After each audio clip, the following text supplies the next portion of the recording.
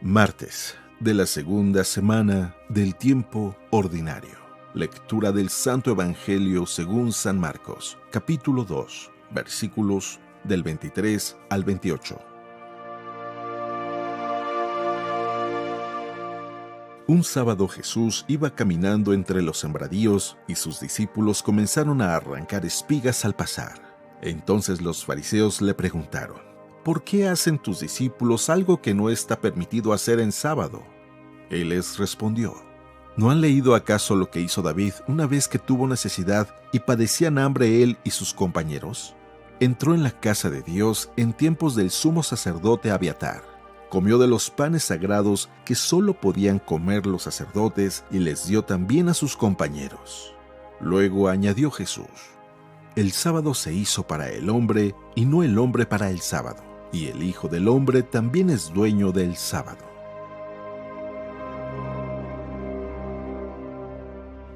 Palabra del Señor.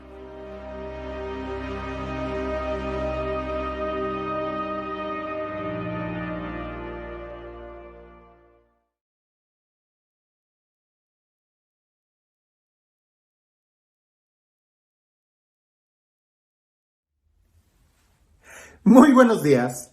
Cuando yo veo la vida de Jesús, una característica de él que en realidad me atrae mucho es la libertad con la que él se mueve. Jesús es un hombre libre, no tiene ningún protocolo. Jesús actúa literalmente movido por el amor, y el amor siempre da la libertad. E incluso yo veo en Jesús una persona completamente feliz y realizada. Pues efectivamente la libertad supone, la felicidad supone la libertad. Hoy en el Evangelio encontramos una escena quizás muy peculiar y muy común entre los judíos de aquella época, e incluso entre muchos judíos, incluso el día de hoy, que cuando llega el día sábado, literalmente no hace nada. Y había un conflicto entre por qué los discípulos estaban realizando algo que estaba prohibido hacer. Jesús se mueve en la libertad.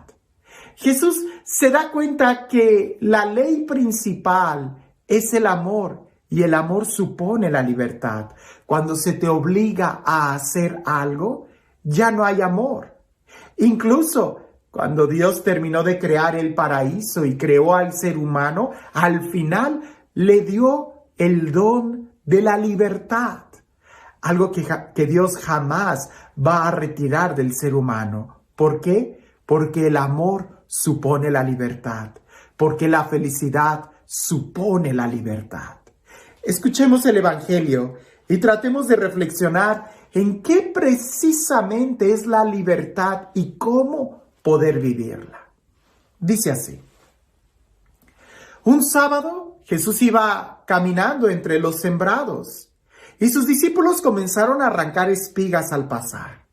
Entonces los fariseos le preguntaron: ¿por qué hacen tus discípulos algo que no está permitido hacer en sábado? Él les respondió: ¿no han leído acaso lo que hizo David una vez que tuvo necesidad y padecían hambre él y sus compañeros? Entró en la casa de Dios y en tiempos del sumo sacerdote Abiatar, comió de los panes sagrados que solo podían comer los sacerdotes, y les dio también a sus compañeros. Luego añadió Jesús: el sábado se hizo para el hombre y no el hombre para el sábado. Y el Hijo del Hombre también es dueño del sábado. El mandamiento del sábado hay que entenderlo en su contexto, porque originalmente era una bendición, originalmente era algo que protegía al ser humano. El contexto es de que en la Pascua, antes de que el pueblo fuera liberado de la opresión que tenían en Egipto, eran esclavos, y los esclavos no tienen libertad. Los esclavos no tienen día de descanso, son esclavos. Y eso causa una gran frustración. Por eso cuando Dios libera al pueblo para que recordaran y no se dejaran esclavizar, les dio el mandamiento de tener un día de descanso, el sábado. Ahora, ¿qué es lo que sucede?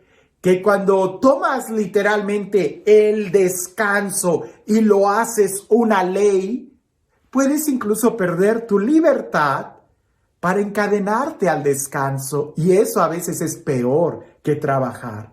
No sé si a ti te ha pasado, pero a mí sí, en algunas ocasiones me ha pasado que cuando yo digo, el día de mañana es mi día de descanso y no quiero salir de la cama y me quedo ahí, y como me despierto a la misma hora todos los días, me despierto y digo, no, me voy a quedar más tiempo en la cama, y forzándome durar más tiempo en la cama.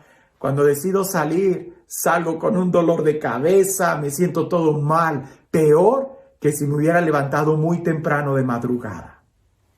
El sábado o el descanso incluso se puede echar a perder cuando por querer descansar pierdes tu libertad. Aquí la idea está en el descanso libertad, en el descanso Pascua, en el descanso no eres esclavo.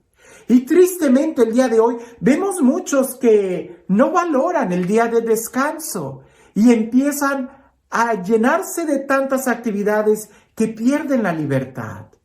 La idea de tener un día de descanso es para que nosotros pudiéramos estirar y sentir que somos libres. Recuerda esto, si tú quieres ser feliz necesitas la libertad, porque no hay esclavo que disfrute su vida. Para ser feliz necesitamos la libertad. Por eso, si tú sientes que en tu trabajo, que en tus estudios o en que lo que estás haciendo no eres libre, piénsalo 2 veces, porque tu vida vale mucho más que algunos centavos. Se necesita ser libre.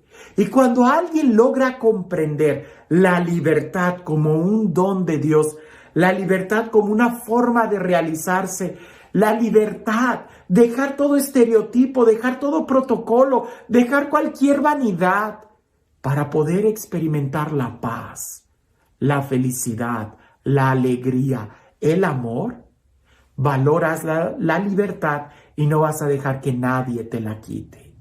Porque incluso el amor supone la libertad. Si no hay libertad, no puede haber amor. Si no hay libertad, no puede haber felicidad. Si no hay libertad, no hay realización. Si no hay libertad, no hay nada que hacer. Por eso incluso Dios, después de darnos la libertad, cuando tristemente el hombre decidió el pecado y se esclavizó a sus propias pasiones y como consecuencia del pecado quedó envuelto en vicios, en depresión, en muerte, en egoísmo, en vanidades, Jesús viene a darnos la libertad. Viene a que nosotros podamos experimentar nuevamente la libertad de ser hijos de Dios. Por eso Jesús, y yo creo que con toda intención, los evangelios ponen estas escenas. El sábado es incluso hecho para el hombre y no el hombre para el sábado. Y el Hijo del Hombre, Jesús, es incluso dueño del sábado. Lo importante es la libertad, experimentar la libertad, valorar la libertad. No te dejes atar por ninguna esclavitud. Y quizás alguien diga, pero si yo vivo en un país libre, a mí nadie me va a esclavizar.